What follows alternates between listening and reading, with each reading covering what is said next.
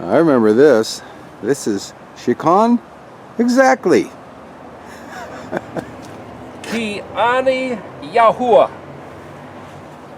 There's a big open hand like the letter Kaf, as in Kaf Yod. Looks like a chicken. Chai is life. Kan is true, surely. True life, it's amusement to me, or it's my sport, or I love this stuff. One other video, we talked about making this when we were down at Terry's house. Well, you made me one. Made you one. Anyway, play on words. Chicken? Exactly. It's my sport, because I am Yahweh, or just as Yahweh said, so he will do. Anyway, we're going to talk about the end of Zakar-Yah chapter 1, or it's perhaps the beginning of chapter 2. Zakar-Yah literally means remember Yahu. Remember what Yahweh said. Remember one time a fellow wrote a song and part of the words were, remember what Daddy used to say? Can we remember what Yahuwah used to say when his favor was towards his people? Well, if you look at Zakar-Yah, the end of chapter 1, verse 18, and I think it's in the King James. The scary carpenters. It's all about those scary carpenters. I don't mean the singing group, but this is chapter 2, verse 1. Then I lifted my eyes and looked, and behold, 4 horns. I said to the angel, the Malach, who was standing and speaking to me and saying, what are these? And he said, these are the horns that dispersed Yehuda, Israel, and Jerusalem. Yahweh then showed me 4 carpenters. And I asked, what are they coming to do? And he spoke, saying, these horns that dispersed Yehuda until no man could lift his head, so these carpenters have come to terrify them, to cast down the horns of the nations who raise a horn against the land of Yehuda to disperse it. Imagine that. These 4 horns of the nations. And so, I remember pictures I've seen, illustrations that people have done with a beast with horns, and it might represent Assyria, Babylon, Egypt, Persia, Rome, Greece, maybe even modern nations, and they come terrifying and scattering the people that Yahweh called his own with this powerful might. These must be the horns that scattered his people. And then 4 carpenters are going to come to the rescue and terrify those horns. Carpenters? Another translation says metal workers or smiths. They might even be drywallers. Doubtful. 4 craftsmen. I know a couple drywallers, and boy, you don't want to get those guys slinging mud or else it's all over. 4 craftsmen, tradesmen, are going to terrify empires, kingdoms who have been allowed to rise up and smash the people of Yahweh's own favor? How can this be? What is this talking about? Well, of course, that's the English translation we've been given. So take a look at these words. We looked at this standing here the other day. Let's throw some light on the subject. Remember we talked about the word Orion or Orion or Baor, putting light to what Yahweh said. We mentioned this just the other day in the video we did yesterday, that for him to give light by the shape of the letters, the spelling of words, plays into prophecy that we're doing right here and right now, looking at these very words in this ancient alphabetic text, I believe is the fulfilling of prophecy, not only of Psalms 89 and Daniel 12, but also Zechariah 2, that by looking at these words in Paleo Hebrew, it is the fulfilling of what this vision of Zechariah 2 is even talking about. I'll show you how. The word horn, these horns that scattered Judah, Israel, and Jerusalem. Well, the word horn literally means, where did I write it? It's basically, here, radiant honors, glorious power and might, sending out strong beams of light, the uppermost distinctions of magnified value. It's where we get the word cool. It's kufresh noon. Worthy of shouts of joy, ringing cry, singing and rejoicing. If we think of these horns as being these powers of the other nations that dispersed Judah, Israel, and Jerusalem, it's like, well, wait a second. Judah, Yehuda, Israel, and Yerushalayim, as being the recipients of Yahuwah's favor, were given by him praiseworthy blessings which make them notably different, framing them into a specific group which is not one of the other people. They're strangers to be kept at a distance, pushed away. This idea of this hand spread out and strangers is exactly what these words are saying. So if we think, well, these horns are of the nations, no, wait a minute. This word kufresh nun or karen or horns are distinctions of notable honor that were responsible for making Yehuda, Israel, and Jerusalem strangers to the rest of the world. They were Yahweh's favor. That's what ended up, you might say, dispersing them when they rejected his favor. Another way to read the word for Yehuda, or Judah, literally means he who in beauty, glory, majesty, and splendor resonate, reverberate, echoing, giving praise and thanksgiving and confession of sin. That's the meaning of the word Yehuda.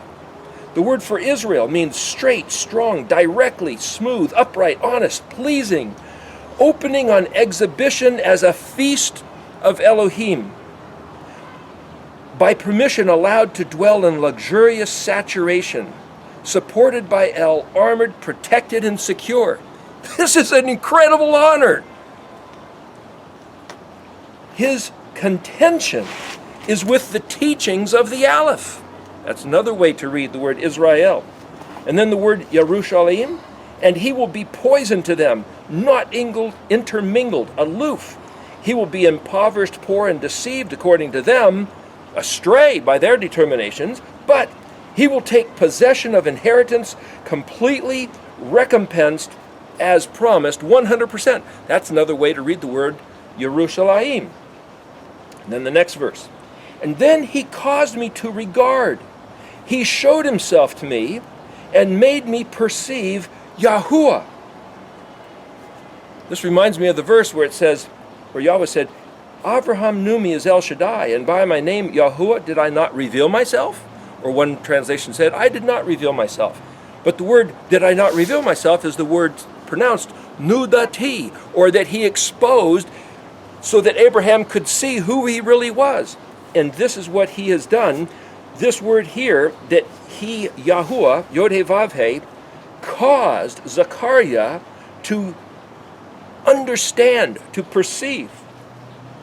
And then he says, now, we were just told by a fellow who saw the bucks out in his field that this is rut season. The bucks are going at it.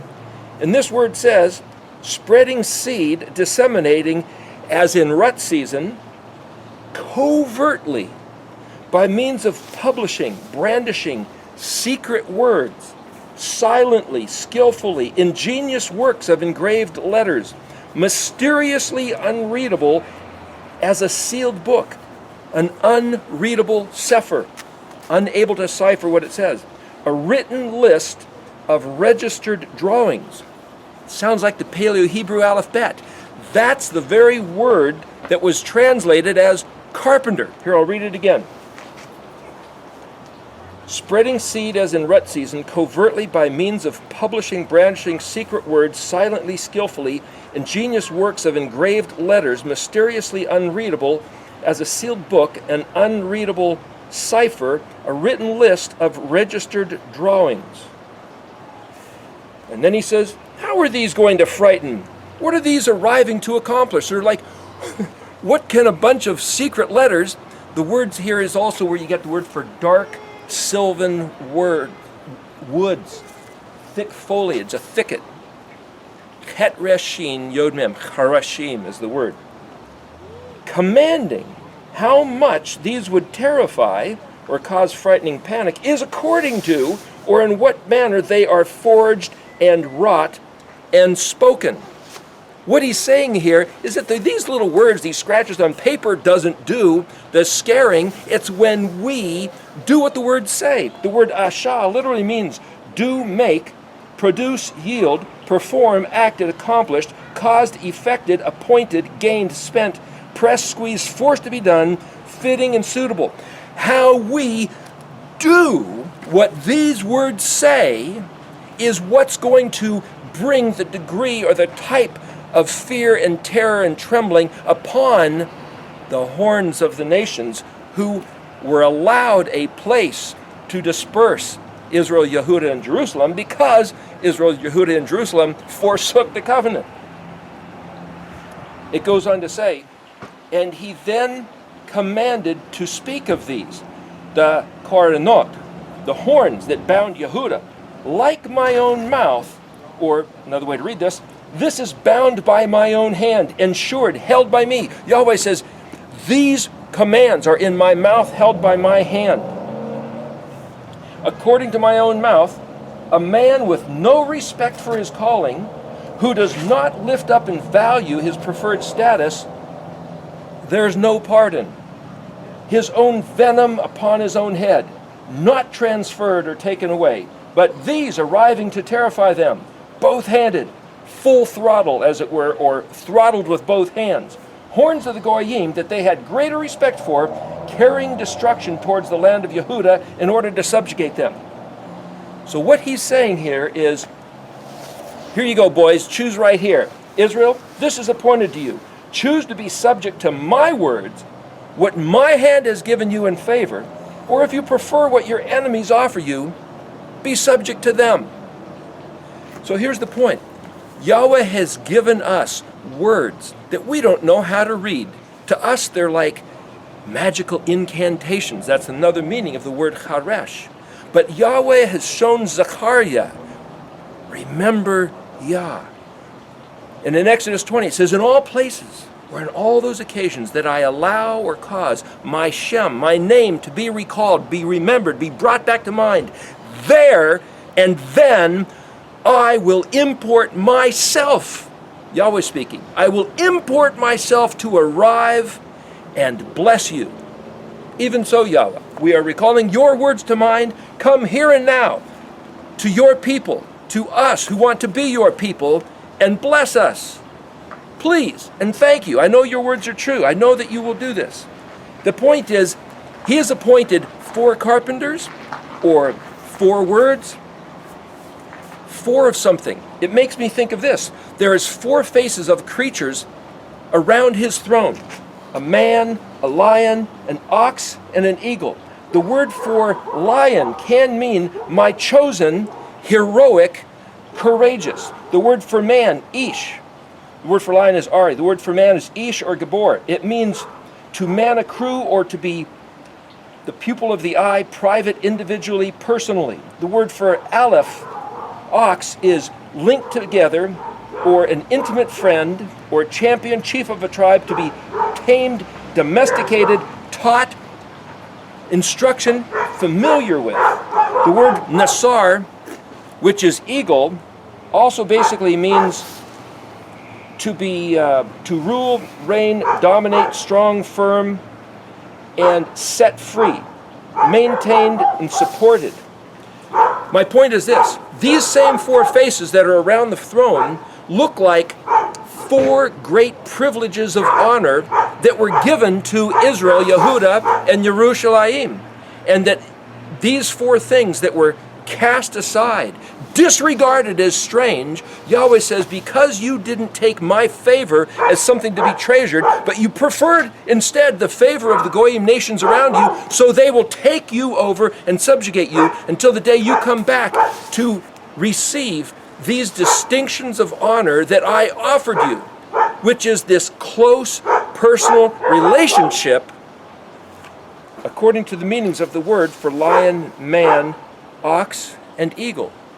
What I'm doing here is comparing the 4 horns of honor and distinction to the ox, the man, the lion, and the eagle, and saying that because Yahweh gave those and offered them to Israel, and that they didn't want them, then the 4 horns, or the pride of the foreign nations, which look like the statue of Nebuchadnezzar's vision, head of gold, arms of silver, midsection bronze, legs of iron, and what those represent by these other beasts, that is what has been allowed to dominate over his people for all these years until we return to these words, which we thought were unintelligible. But the message and the meaning of the word is clearly in the Paleo Hebrew.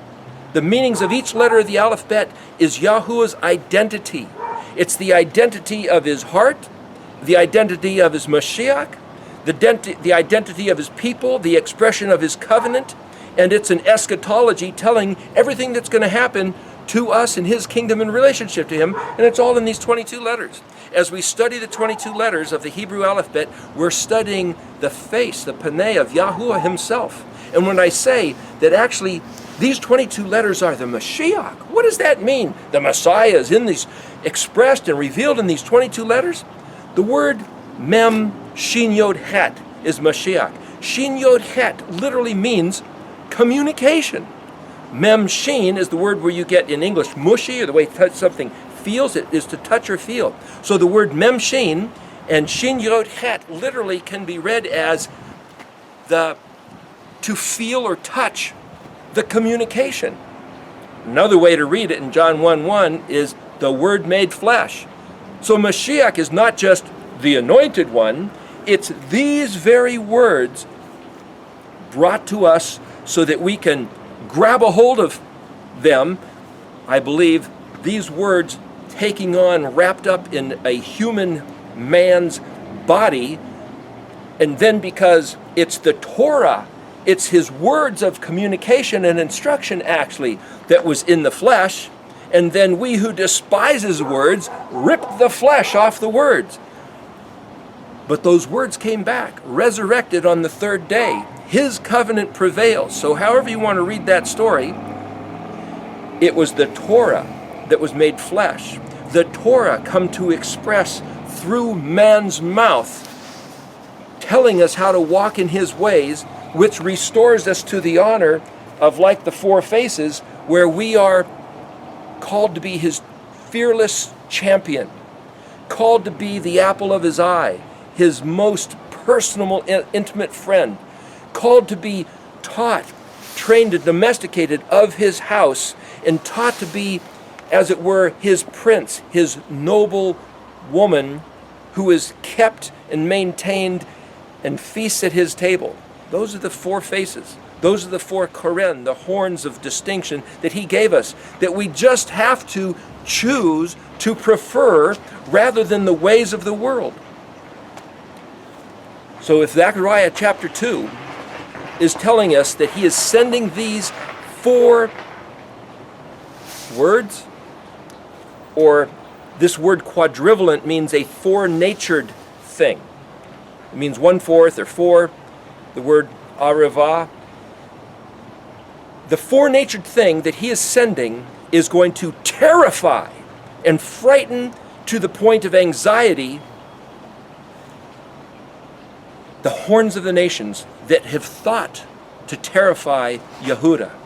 He's going to turn the tables, and it reminds me of this story where Belteshazzar was sitting feasting, and he calls for the goblets that they stole from his father stole from the temple in Jerusalem to drink and have their orgy with them. And then a hand showed up on the wall. A hand writing silent words and letters. 4 words.